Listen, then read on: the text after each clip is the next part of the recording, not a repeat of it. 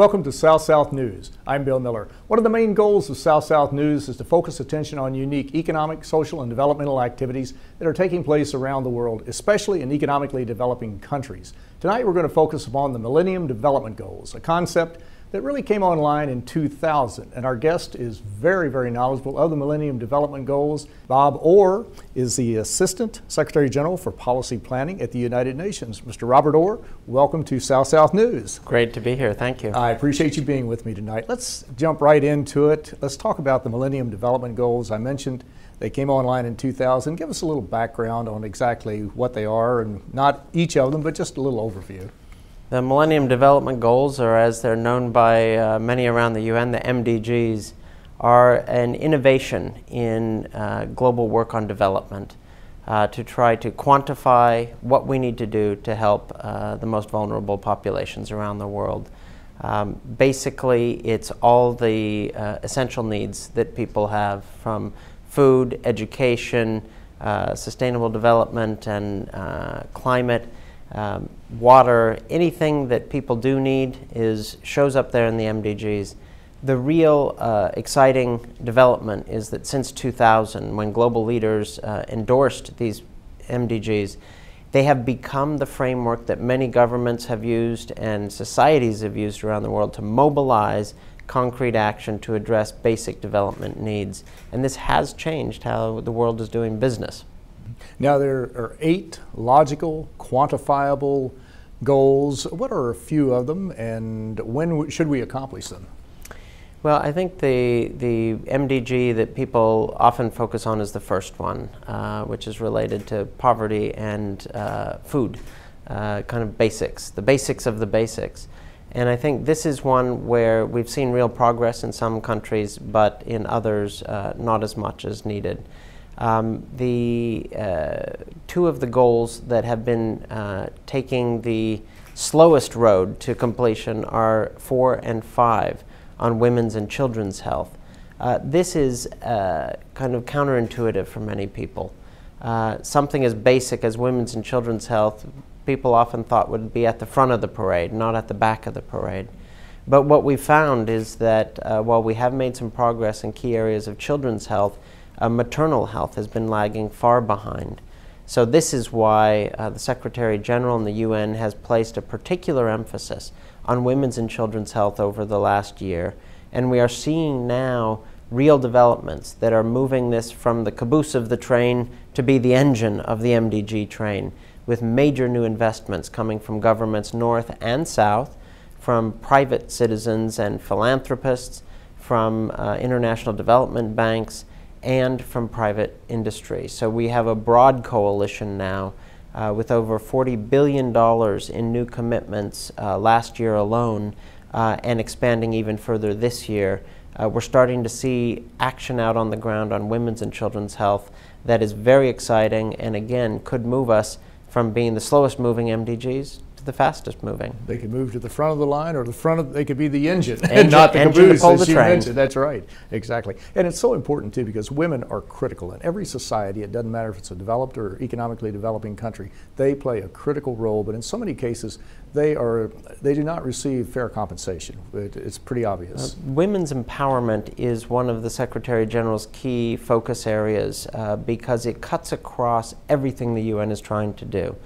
Women are at the heart of the development agenda, literally driving economies, but also social advances and social stability, peace and security. So we find here kind of a golden thread that is woven through the tapestry of our society that has often not been treated as if it were golden. And I think here the advancements on empowering women here in the last year at the UN are very significant. The creation of UN Women, taking 4 pieces of the UN architecture, putting them together into one strong piece, and now truly mobilizing the global political leadership as well as on the ground leadership to advance women's opportunities and reap all the benefits, whether it's in the economic sphere, the social sphere, or the peace and security sphere. Now, UN Women is headed up by Michelle Bachelet, former president of Chile, and that will be the point agency to move forward on these Millennium Development Goals, focusing on women? Certainly. This is a cross-cutting area that will, the whole UN works on various aspects of empowering women, but Madame Bachelet is superior qualifications to lead this effort. As president of her country, she not only focused on the political empowerment and integration of women into all levels of decision making, which is one dimension. She's also a medical doctor, pediatrician, who understands that you have to look at both women's and children's health to be able to have that fundamental ability of women to contribute. Also, she's focused on education, some of the Millennium Development Goals that have made real progress in some places and have not moved as quickly in others. So, looking at the totality of what women can offer, not just as a target for our activities, but rather as the prime movers of achieving our agendas. Now, you mentioned the Secretary General Ban Ki-moon, Secretary General of the United Nations, and he has gotten in the forefront on pushing these issues, but he also, as I recall, has been a key player in focusing attention on sustainable development and climate change in particular, and he has done a tremendous amount in this area. In fact, a lot of foreign policy observers think that this whole discussion on climate change would not be where it is today had it not been for his persistence and a lot of the behind the scenes emphasis on how important this is. And of course that ties into Millennium Development Goal number 7, sustainable development. What has been the role of the Secretary General in this area, and what is going to be his future role? I think the issue of climate change is one that many have worked on, but I think the Secretary General's unique contribution has been to elevate this to the level of global leaders. This is not just an issue for scientists, it is not just an issue for technical people, development workers, but that leaders have to get a grip on what needs to happen in their economies, in their societies, to be able to address climate change. This is an area where the Secretary General will continue to engage with and work with leaders. We need the negotiators to do the negotiating and complete a final global deal on climate change, but in the meantime we need a whole range of concrete actions on the ground from governments, from international organizations, and the Secretary General is trying to catalyze the broad range of efforts from revamping energy systems around the world to make sure that the poor have access to energy, but that it's good, clean energy that can improve people's health and drive their economies, not where you have to trade off energy for your own health if you're burning dirty fuels in your home.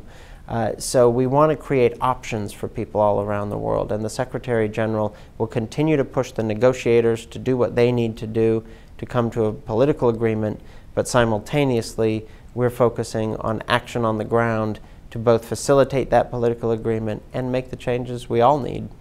Now, the United Nations has been very critical as far as, again, in this whole discussion. They set up the Intergovernmental Panel on Climate Change, I think back in 1988, along in there. They've produced 5 or 6 major reports, scientific reports, showing that climate change is occurring. You see that they've held several conferences, and one of the most important was the UN Conference on Environment and Development in 1992, Rio de Janeiro. It was one of the most substantive. This concept of sustainable development and Agenda 21 came out of that conference, and now we're going to have Rio Plus 20, which is early June 2012. What is going to happen at that conference? What would you like to see happen at that conference? What is called Rio Plus 20, as you said, is a follow-up conference to the 1992 Rio Conference, which really defined and brought the concept of sustainable development to the world. What we have now, 20 years later, is even deepened agreement on the need for sustainable development. But what we haven't seen enough of is linking the different pieces of the vision of sustainable development. The economic change, the social change, and the environmental change we need. We can't handle these as separate things. We really need to integrate them. So the Secretary General has created a panel to try to pull these threads together so that when governments meet next year in Rio, we can actually take the environmental, the economic, and the social threads and weave them more usefully together. This goes to some of the things that I just was talking about on energy. Energy is not just an economic issue. It has social implications. It has a whole range of environmental implications. We need to look at it not as through a single lens, but through all of them. And I think with Rio coming up, we have the opportunity for leaders once again to engage, to agree on a way forward in this whole range of areas, and to do so in the most concrete and practical way possible. That's what we're trying to set up for next year. Now, this will be a meeting primarily of the 192 governments, the member states of the United Nations, the General Assembly of the UN, but there'll be a role for non-governmental organizations. There'll be undoubtedly thousands. You may have an estimate, ballpark figure, probably 20, 30, 40,000. I would hesitate to even try to predict at this point. Yes. The role of those in the non-governmental sphere and indeed also in the private sector, I think, will be central. If we've learned anything about sustainable development in the last 2 decades, it's that this is not the work of governments alone. Governments can set the frameworks. Governments can catalyze through key important policies. But the kind of levels of investment we need to see the sustainable development goals achieved in the world will only come if we have full support from private entities and from citizenry, activated citizenry around the world. There were a lot of non-governmental actors in Rio 20 years ago. There will be a lot more next year in Rio. Let's just say, book now if you really want to have a roof over your head in Rio in 2012. Exactly. Make your airline reservation now and get a hotel. It's very important.